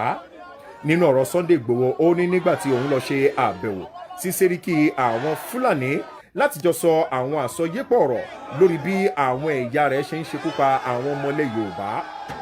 Nínú ọ̀rọ̀ Sunday Igboho ó ní níṣe ni wọ́n yọ ìbọn sóhun léyìí tí wọ́n sì yìn kódà pẹ̀lú àwọn ìjà olóró eléyìí tó lè han ọmọ ádámọ̀ léèmọ̀. Kí la gbé kí lẹ ju ìròyìn ẹ̀ pọ̀ gan ẹ̀yin náà ẹ wo fọ́nrán yìí kẹ́ ṣẹ̀rí ìròyìn eléyìí tá à ń sọ̀rọ̀ ń pẹ̀ yìí lórí Sunday Igboho àti àwọn Fúlàní darandaran léyìí tí wọ́n ti ń darandaran ní agbègbè Ìbàràpá kódà ní ilẹ̀ Yorùbá lápapọ̀ ní orílẹ̀-èdè Nàìjíríà.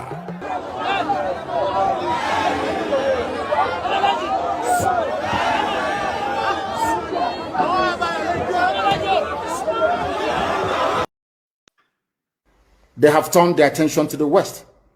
They are forcibly occupying their land and telling them that they cannot do anything about it. A whole presidency in a country openly and brazenly supporting terrorists. All of you watching and listening all over the world, you know that Miyetti Allah is a terrorist organization. You know that. They have killed. They have said that Banwo State is theirs for the taking as a spoil of war. All of you are aware of it. You know what they are doing. Anywhere you have Fulani headsmen, terrorists for that matter, they tell you, oh, they are pastoralists. They are allowed to do their businesses in the forest. All of you are aware of it. But you kept quiet, hoping that somehow Tinubu will emerge as the president, or an Igbo man will come as the president, and your family will start enjoying. But in the meantime, you have no more farmlands, you have no more forests, you have nowhere you can call your own home. The same stupidity exhibited by Hausa peasants that enabled Fulani to take Sokoto from them, that enabled Fulani to take Katsina from them, that enabled Fulani to take even Kanu from them. Every Hausa land is occupied either by a Fulani emir or a Fulani governor. Some of you don't want to reason, you don't ever learn that the main aim of Fulani is to conquer your land and enslave you. Look at Hausa people today. As I wrote yesterday, they are worse than a discarded tissue paper. They are worth nothing. Only their language is what is relevant in their lives.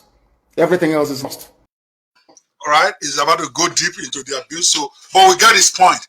So, what I wanted to ask you, Mr. Sowore, is not a direct comment on or either on the personalities of the people, but the issue they are raising, so that I don't want to set our emerging leaders against each other. No, I want it to be a battle of ideas. So the question coming from the videos I showed is this: what is your specific take or opinion about the Fulani herders issue as a presidential candidate, somebody with a potential to be president, and somebody who is leading, because you have your own massive force of people who are ready to die for you. I can see them already on my thread. My life goal has been threatened already these last 3 days. So you have your own people. So what is your take? Let me address the issue of anybody threatening you. Anybody doing that is not doing that on my behalf. I'm a peaceful person. I believe in peace, and I believe in non-violence. I've said it several times. So if anybody did, let me apologize on my behalf, on their behalf. Thank you. People get you know, a little bit ahead of themselves on issues like this, but that's not my way. Otherwise, I would have done 3 days back to back with you, even though I had to go to court today, which you're aware of, right? I'm sure that. I'm sure. But I had to be here with you. So please, I don't want you to have this feeling that, you know, Sowore has become another Buhari kind of followership. that don't think. And if I know of any one of them, I'll talk to them to stop it. I don't want to, we cannot move from where we are now to another era of, indiscipline and, some era that doesn't respect rights of people to hold different opinion. That's what is killing Nigeria today. But having said that, I'll go to Kanu. I met him. I went out of my way to meet with Kanu. He doesn't used to agree with me. When I said a few years ago, I think 2016 in London, I granted an interview. If you look for it, you find it. Then I said, one of the things I disagree with their style was demonizing other oppressed people. It's a Yoruba is stupid, Hausa is coward. You don't need that because a lot of Hausa and Yoruba people who are oppressed, in fact, most of them are oppressed, and they need your help. Why would you isolate them and distance yourself from them by calling them names? And Kano has grown over these years, and I'm impressed with that. And like you said, he's articulate about what he wants. But if you listen to the first video clip he shared, this guy was open to a Nigeria that's just and fair. You understand? And he said it. He said, look, if people can come together, which is what I've discussed with you today, and decide on the constitution, whatever they decide, he will respect it. He shows that he's democratic as well. But what did our leaders do to him? They picked him up, threw him in detention for years, right? And they tried everything they can to blackmail him and paint him in bad lights. When I was detained in the DSS, I was detained in the same building as Kanu, and I heard everything they did to him and how they tried to break him and he didn't break. So we are all on the same page. The Biafran struggle is about justice. You can't kill 3 million people and wake up one day and say, well, now we're fine. No one won the war or no one lost the war. The guys who lost knew themselves, no matter how you paint it. And the guys who won are the ones who are still oppressing those who lost. And I've been to this part of Nigeria and discovered that the people fighting in civil war have not stopped fighting them. It's just like they've moved from the physical war to psychological warfare. And that they also have people on ground who are selling them out. And Kanu has addressed this. But here's the problem. If Kanu were to walk into Biafra land today without a revolution, which I call for, Kanu will not last 6 months. He will be killed by his own people, because they are not on the same page with him as far as his call for, an independent Biafra nation is. They still believe in the Nigeria that he can make quick bucks and quick money, and they will fight it out with him.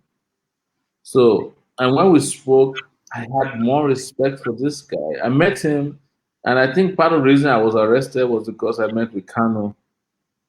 It just felt like we are planning something together.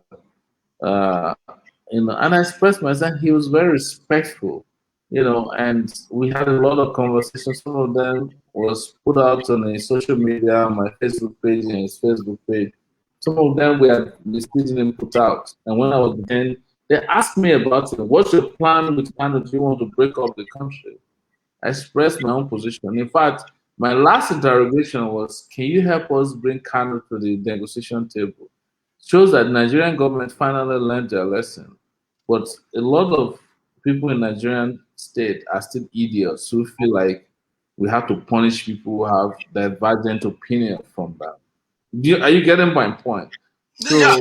Yes. I have nothing but respect for Kanu because he's gone through the crucible and has developed his oratory, his intelligence in a way. If I say that he now understands Nigeria better, it would be an insult.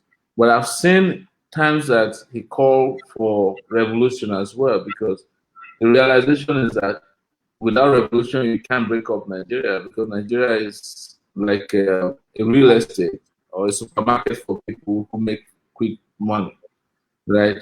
And I've seen a lot of his tweets talking about revolution now. When I was arrested, he called for my release. When Igboho started, he called for not to touch Igboho. What am I calling for? Can't we all come together and just break the dam and let the bad guys be chased out of town? That's all I'm asking for. Instead of existing in our own little cocoons and fighting battles that can be isolated and restricted. Can you imagine a Kanu, a Shiites, an Igboho coalition in Nigeria? Wow. Yeah, It correct. won't take 2 days before we take these guys out of. That's all I want. That's all I want. To each other and talk to each other, and I'm glad that Kanu is. And I do that. Like I told you, I met Kanu before it's public. I spoke to Igboho a few days ago. Okay, and I told him what I want. And in all fairness to him, he said, "Hey, Baba, when you are ready, let us know." Yeah. And you just carry all the Oyo State and finish them. All right, good point. I have my own Agatu Babalawo too, so he brings his own. Everybody. And Kanu can bring Amadi Oha. Okay, I hear you 100%. I think it's a good thing for the emerging leaders to bury their differences and discuss. I like the way Kanu is going now. He's no longer abusing the Yorubas or the word, like you said. He's willing to listen and he understands and he has a fight for justice that he believes in. So what we're going to do today, I want to make sure before we run out of time, I want to take specific questions from the audience. I only have one more question I will ask you and we'll end, but I want those who have been faithful with us these last 3 days, just in case we don't get extra time. You're busy. But first, I want to really appreciate you, Mr. Sowore, for finding the energy to be here tonight. I know you've had what I call a brutal day, and you still even have energy talking. I have to admire that. I can understand where you are right now. So thank you so much. It's a measure of the respect we have for the American and Nigerian people and myself for you to even bother to come, even despite my some antagonism along the line. It shows that you are more interested in getting your message across than the man who's giving you a hard time, and I appreciate that. So let's hear from I want objective questions. We want to now be from the audience now to Mr. Sowore. I'll post up your question here, but I'm telling you in advance, I will not post questions that are disrespectful. I will not post questions that are abusive. The man is here, as you listen to him all day today, he sees all policies. He himself has left all those babas alone in terms of abuse because we don't like them is why we're even here. So let's leave their stupidity. Let's talk about issues. If you have specific question for Mr. Sowore to clarify, remember, the reason we are doing this series is for him to be clear about where he stands on every issue, and you have seen he has done his best to try to explain every question I threw at him tonight. All right? Yes, I would like to have Kanu on the show. If people know how I can get him and talk to him, I will beg him to come and let's talk, because I think I have to just take that aside and respond to that, guys. Somebody says I wanted to bring Kanu to the show. This is not a direct question for Sowore, but I will answer it. Actually, it's a good thing to have him. I would love to have him. I'm not afraid to have him for 2 hours, and let's do even 3 days like we are doing so far with Sowore. Let him break it down, because he's a widely misunderstood man. I have misunderstood him for a long time. Until the day I watched that interview with Dele Momodu, where Dele Momodu actually pressed him. The way I'm pressing Sowore now, he pressed him on some issues. And the man now clarified a lot of stuff. And I realized, now it cannot make sense. I may not agree with everything he's asking for, but every position he takes, he was able to justify the basis for it. And that's all I want.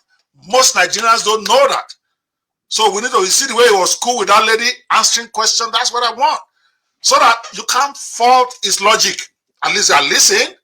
You may not agree, but what he's saying, and I don't care what people say he's thinking, or whether somebody is sponsoring him, or what, I'm listening to what the man is saying, just like I'm listening to what Sowore is saying now. All those people that are making allegations, Sowore was being sponsored by this, but being sponsored by that, you have heard him now. You heard him say specifically, and that's all we want. So get him here if you can, please, or give me information how I can contact him by phone and try to, maybe Mr. Sowore will help me arrange it now, since it's your party now. Maybe you help me arrange that. All right, guys, we want question. Okay, Alaba, we know it's a voice for the masses. We want question. It says Sowore is the voice of the masses. We know. So You know, Doc. Yes, sir. You know, you have to make sure that I'm able to get out of your show within the shortest possible time. As you imagine, How many more minutes can you spare so that I can wrap it up? I'm going to if you let me do 15 more minutes, I would really appreciate it. That's more than enough. I will have yeah, it puts us at you know, because your counter is saying we're at 134 minutes. Yes, we're so supposed to do 2 hours. exactly. I didn't plan that we'll be in court today. I didn't plan that I'll go with the NLC protest today. We went out and there was a lot going on in Abuja. So please, if we can, in 15 minutes, which is 15 minutes from now, we wrap up, I will appreciate. I'm here, and you can count on getting me anytime you want. You know. All right, fantastic. Yeah. I like that. Okay, so I will keep you. I know you have tried it. That first day we actually went almost 4 hours, even though it was 2 hours. Yeah. So I'll try to get you out of here within 15 minutes. So yeah, guys, is your question time or we close this? Okay. I don't know what this meant. I don't know if it will mean anything to you. Can you explain what happened in Igodogo Migodo? What does that mean? Is he just joking? Or is that something like that? Mr. Sowore, the question is for you. Migodo is some guy who is actually a friend of mine. He's the chief of staff to Omoyele. And beyond knowing his, I don't know what this question is about. All right. Maybe Somebody to break it down to a level. Yeah. All right. If you don't know, you don't know. Kingsley Wobodo say, well, bro, what's the meaning of t-shirt you are wearing? Buhari servant of what? Please turn the shirt. It is so I don't know what it means. Can you? It says Buhari must go. What do you mean you don't see? You guys are Kingsley Wobodo is clear. I can see it here. Buhari must go. You can see it now. Basically, is doing what I call logical follow-up to what he's saying. To me, anybody who's saying Buhari has not performed, Buhari is useless, and you are not ready to say you resign, then you are a hypocrite. Then you are confused. If somebody is now, if you don't agree that he has not performed, that's different. But if you are one of those people claiming that is a problem in Nigeria, is a tribalist, is this, is that, is not good, then the logical conclusion of your agitation is ask for his resignation. And for those of you who have been banding around that is stressing, okay, it's not. It's democratic. You can elect somebody if he's not performing. Yes, I know there is recall provision, but there's also the provision in democracy for you to go on the streets and demand this resignation without violence. So it's only in Nigeria that they come and be arresting people and say, no, we have a right to go on the street and say this man must resign. They do it in Brazil. They've done it in several countries in Europe this year, the last 12 months. Yeah, they're doing it in Belarus as we speak. Yeah? As we speak, exactly. It's all democratic as long as they're not violent. And Nigerians are not violent. Mr. Sowore has been clear. He's not in support of violence. He just wants to be on the street and demand that this man must resign. I'm with him on this one. I know everybody is telling me, okay, don't say, no, I'm not a hypocrite. I believe that. A lot of people want to get this t-shirt, by the way, but I'm not going to sell t-shirts. I'm not selling it.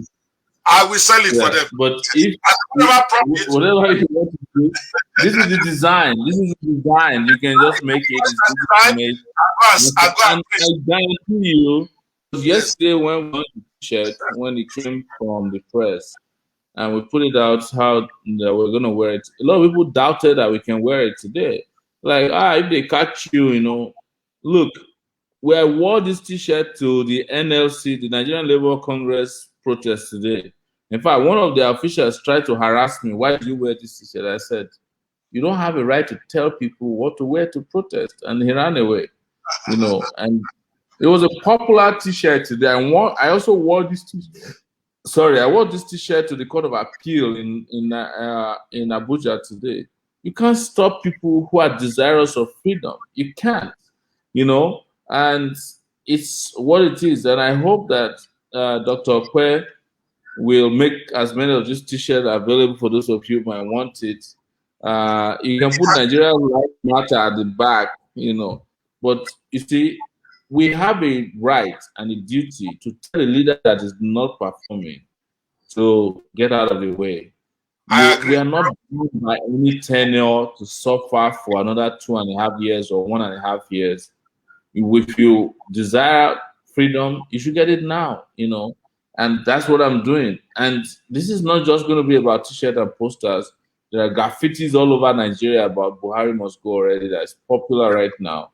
And beyond that, there will be a protest very soon. People are planning major protests across the country. I was just a little disappointed with the Nigerian Labour Congress today. I think they should be the ones leading this Buhari must go, because they are the ones who are held in peonage, who are being paid peanuts as salary. They can't even call that minimum wage, because 30,000 cannot even buy a recharge card for you in Nigeria, what they call recharge card. Talk less of, paying your medical bills, paying for your rent, paying for your transportation. It's crazy that Nigerians stand there and just accept and imbibe and, inhale this kind of crazy kind of treatment, and they just don't do anything about it. And when someone comes up, it's as if we're cursed. That person that is asking you to be free is your enemy, and the person who is putting you in bondage automatically becomes your friend. Oh man, I want to do something right now. I want you to articulate in about 5 minutes why you think Buhari must go. Because I want to cut that part out for your campaign and do promotion on it. Go. Yeah. So we think Buhari is incompetent. Buhari is wicked. Buhari is corrupt. Buhari is nepotistic. He practices favoritism. Buhari is bigoted because he doesn't believe in any other religion other than the one that he believes is superior. Buhari is xenophobic. Buhari doesn't believe in any other race other than what people know as his pure race, which is known as Fulani headsmen. But I don't go that route, because I also know a lot of Fulani people who don't like Buhari, But this is how Buhari has presented himself to the Nigerian public, and the Nigerian public resents and rejects this. And Buhari has done everything to destroy the Nigerian economy. Buhari has done everything to destroy human rights. Buhari is a man of impunity. Buhari is a man that supports injustice. And Buhari is a very violent man, having killed 300 Shiites overnight, killed innocent protesters who are members of IPOB, killed people in Obigbo, in Rivers State. And finally, in recent days, as you guys are aware, recently went and attacked peaceful protesters at Lekki toll gate. All these things happened by Buhari and for Buhari. Buhari, I'm sorry to say, but I'll say it here, Buhari is a moron. And we don't deserve that in our body politic. Interesting. Well, okay, that is as direct and as pungent as it can be. We are down to our last question of the day. I hope now, so. Yes, sir. We're going in 2, 3, 4 minutes, right? You said 15 minutes, right? Hello? Yes. Go ahead. So the last question I will have after, so before we let you go for today, is this what I'm thinking. Everybody is saying we need to rewrite the constitution, we need to revise the constitution. But I'm thinking, is the problem of Nigeria not really the problem of those implementing it? In other words, problem of leadership as opposed to. No. Let me finish with the question. Instead of the constitution itself, why did I say that? So that you can put it in context, is that even a country like UK does not even have a constitution, and they are running well. So the constitution is only as good as the people who are implementing it.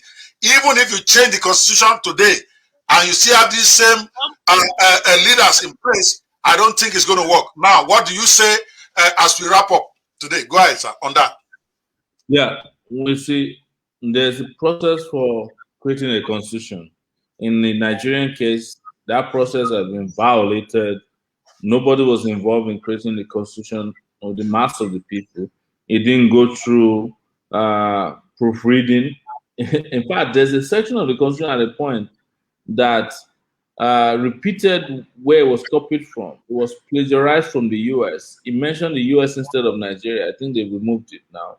And then a referendum is a very, very important part of a constitutional making process. Nigeria didn't go through that. So the constitution became a fraudulent document because it said, we the people, but the people were not there when the constitution was created. Only the military guys were there. In fact, a former minister of Nigeria, I think Banwo, recently granted an interview where he said by the time they were swearing in Obasanjo, they haven't been able to print the constitution because they didn't know where the constitution was coming from. This is public information, doctor. You can Google it. So this constitution is fraudulent, but you're right. The constitution is as good as those implementing it, but the constitution must first and foremost be genuine, and then the implementers can be challenged on how they're implementing a constitution of the Federal Republic of Nigeria.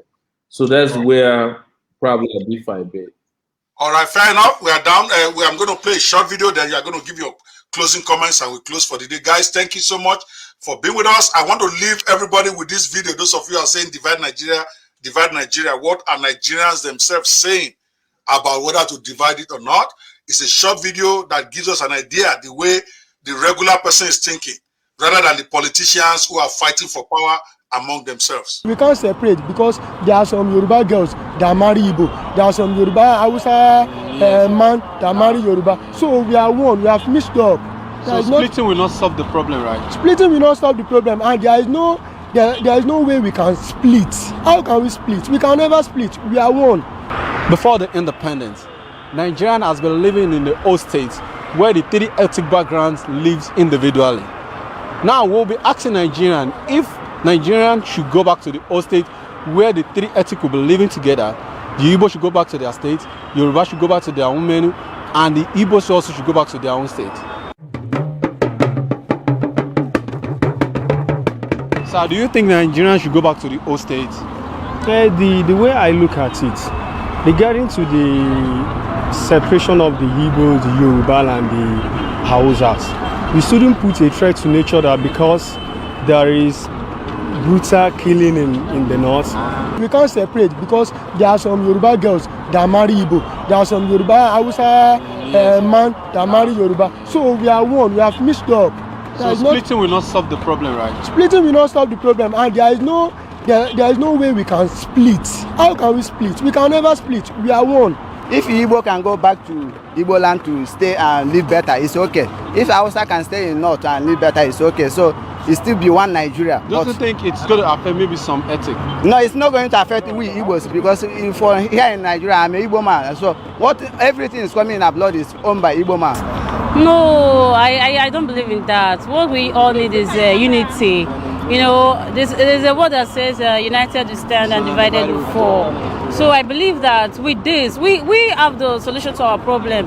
So we just have to sort it our problem. Going different way doesn't sort anything. The problem I think we have is we need to discuss our staying together. I think it's not that profitable for some of us. Like we are in the West here, we have issues. And I think we still need to negotiate our living together. But I think it will be best if we can divide ourselves. Let us be in our own place and let them be in their own place. So you think that will really solve the problem? So everybody should have their own development. I think it will, and it will even bring even development. The question is that the country during the time of Awolowo, you know, the system of government which been practicing by them is very okay by us. But if you look at this system now, because the way the whole thing is centralized at Abuja, it's causing a lot of trouble. And because by the way you cannot hold anybody responsible, like me here in Lagos, it's not easy for me to get to Abuja to go and meet somebody, but the way of running the government is not okay.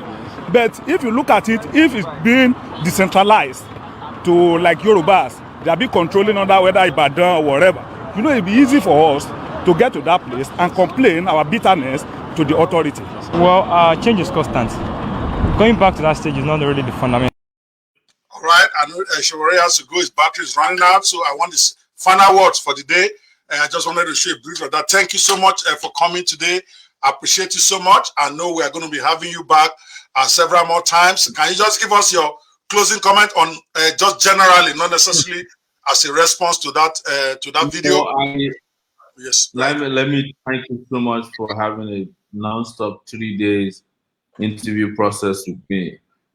don't you wish that you have current leaders who can do this without faltering, without getting help from aides, without reading, in a teleprompter? That's where we should go, And I've always believed that if we have real leaders who can govern appropriately, who can marshal the processes and the positions of how to create a modern state, Nigerians will be happy and satisfied wherever they will be. But as long as we have these bumblers who don't know their left from their right, we have no chance. And that is why a lot of Nigerians are very suspicious. When they hear people like us, they're like, oh, so we have you. We hear people like you, Dr. Banwo, it's like we have you. But they have only been saddled with failures in their entire life, and they become accustomed to these failures. And it's like we are not only accustomed, but we are cursed with them. Let me just thank you so much, and let me thank everybody watching and listening today. And the only thing I say these days, as you know, is my buzzword: revolution now. And guys, please, I want to make this point. Do not, under any circumstance, go after Dr. Banwo. He's my friend. We know people and we've enjoyed each other's company. And after leaving his show, we still have a place where we meet, where those of us who are in the Illuminati meets, which is Clubhouse. Yes, sir. Where we still go and house. We have to tolerate ourselves. This is why Nigeria is in deep crisis today, is because we have a leader who is intolerant of opposing opinion, and that's why a lot of African countries are in these deep problems, because we can't tolerate people who have different opinion. I've enjoyed Dr. Kweba, and we've had disagreements, but because maybe we have a background in living in the US for a time, this is nothing. Exactly. Nobody should take this on this stage. And one thing is clear about where we all are. We are all looking for a country that works, including Kano, including Sunday Igboho. The only people who are not looking for the country that works, we know them. It's the Buharis of this world, the Abachas of this world, the Tinumbus of this world, the House of Representatives and the Senate. Those ones are just in this for their own personal interest, and greed is what is killing us. But as far as this guy is concerned over here, except he does something different in the future, I'm sure we're on the same page, So please continue to support him. And doctor, anytime you want me, promise I'll come back. I may not have 4 hours available because you know how my life is. I know. I'll especially respond to you, and I'll help you find anybody who you are looking for who needs to come on your show, including Kano. Anybody you want, just tell me. If I know how to get them, I'll try and recruit them to be on this show. Because I think the more you talk to more people, the better the show gets. Exactly. Even contrary to what people might tell you, I'm great friends with Kingsley Moghalu. I'm great friends with Fela Drotoye. I'm great friends with Dr. Obieze-Kwesili. I'm great friends with Aisha Yesufu. Most of these people that people think I disagree, we don't have disagreement with them. Because as long as you are on the same page with me on how to fix the country, we are all in the same political party or boat. Maybe not the same political, but we're in the same boat. Because every one of us is in pain that we could have a country that is working where there's electricity 24/7, where you can travel from Abuja to Lagos at 10 p.m. arrive there.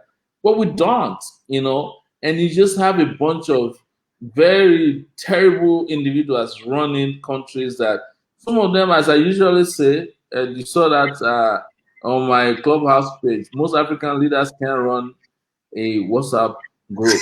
I saw that. So thank you so much, Doc. And I want to thank everybody that's listening to us. And promise I'll be back anytime. But in the meantime, Buhari must go. And everything that is Buhari must go. Thank you. Buhari, good evening. All right. Thank you so much, guys. You have heard it. That is Mr. Sowore, live and direct. He's a man. He stood up and for 3 days. And like he said in his night remark, he was right. Some of our leaders cannot stand up to 2 hours of questioning. And I dare them. About Buhari cannot do 30 seconds, man. Yes, we've not seen him. And, we as about time Nigerians. How can we have a president? Now, let me end this too. On that note, please show that T-shirt for me well, so that they know I'm with you on this one. I am not in Sowore's party. I am not a politician, but I believe Buhari must go. And I want to add my own. He has articulated very clearly why the man needs to resign. Yeah, we elected him. We are not talking about violent overthrow. We are not talking about anything unconstitutional, but we are saying it's our right as civil citizens to demand the resignation of a leader that is no longer serving our interests. We have 2 years, for almost 2 years of Corona now. He has not been able to stand up and take 1 hour of interviews from the public. We can't get to hear our president give us state of the nation and take questions. They show us recorded videos. We have seen Fulani herdsmen run riots all over the nation, almost threatening civil war. Our president is not addressing it. We have so many, we have like 20, 30 million youths unemployed, despite the fact that he promised that he was going to get them job. We have an economy, they handed over an economy at 170 to 1, 170 naira to $1 to him. It is now 500 naira to 1. He must go. Yes, yeah. Oh, we can't say the country is not working. That is where I get frustrated with Nigerians. You can't be complaining to me in my private trainings. You can't be complaining to me in areas where we meet that nothing's working in Nigeria. And then they say, let's demand the resignation of the man. You are saying, let him do another, it's 3 years. Who told you Nigeria will still be here in 3 years? Because if we keep going at this rate, we may not have a country. People may think I'm overreacting, and the security people may say they want to arrest me, but that's also okay. But I have to say it in my mind. Nigerians, you got to work. As they say in America, you got to work. You got to wake up. You can't have a president where everything is falling apart all around him. We're all hearing the drama in Aso Rock. There is no light, there is no water, the roads are bad, and yet you are hesitant to say the man at the helm of affairs should not resign. That's our problem in Nigeria. We don't hold the ultimate leader responsible. We will prefer to fire a minister. We will prefer that he will fire the gate man at Aso Rock. But we don't want to hold the ultimate leader responsible. That's why we're where we are. If you believe in a Nigeria that is not that, if you believe that Nigeria is not working right now, and you want progress for Nigeria, then you should be supporting the cause for Mr. President to resign. There's nothing wrong in it. The man is obviously old. The man obviously has some health issues. Let me not call it mental. It's obvious from looking at him. So he needs to resign and go back to Daura and live out the rest of his life in peace. There's nothing antagonistic there. I voted for Buhari in 2015. So it's not that I hate him. But it's clear this man can't do the job. We have a young man that is under 40 years or under 30 years old. He is the one coming to tell Nigerians what the president said. How do we know the president said it? A man that was jobless until 4 years ago or whatever. No, that's major problems, people. And we need to face it. We can decide to suck it up and give him his 3 more years. And I'm telling you, if you do that, the problem will be much worse.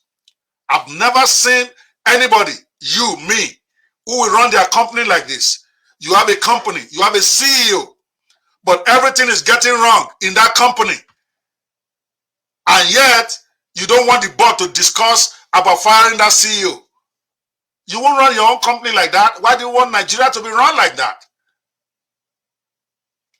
The Lord will give us grace. This is Dr. Banwo, and I'm happy that you are watching today. It was a great 3-day thing. I want to give a quick shout out and I'm getting better as an interviewer, as you guys saw today. Those first 2 days were a bit stormy, but we are all learning. I'm not a journalist. I'm just doing my best the way I say it. I promise to be gentle. Please come. I'm calling out Aisha Yesufu. I really love, I saw her on Clubhouse the other day. She's a stand-up lady also. I would like to see, let's do a one-on-one with the world. I would like to interview Fela Durotoye for those who are their fans. I would like to interview Mogalu. I would like to interview every emerging leader. I would like to interview Sega. Sega, you are the one that started SARS, not just those who are looking for political office. I want to interview emerging young leaders, even if they don't have political aspirations. Let them come talk about solutions to Nigeria. Enough venting. Let's start talking about solutions. Then we know who have ideas. We will know people who have ideas or those who are just talking rhetorics. That's what Nigeria Lives Matter and Nigeria Conversations on Nigeria Lives Matter. That's what it means. Let's discuss. Love bless you, good. I will see you on our next episode with our special guest. We already have Dele Momodu locked down, but for next week, it's in Port Harcourt right now. He has promised he will be here Tuesday, Wednesday, Thursday next week. We will take him out and share his ideas from his experience in Nigeria and his solutions for Nigeria. He's not running for politics, but he's still an emerging leader, and he can give us great ideas on this country. Please inbox me if you have anybody you think I should interview. I'll be more than happy to do it. The Lord bless you, good. And Dr. Pe is out.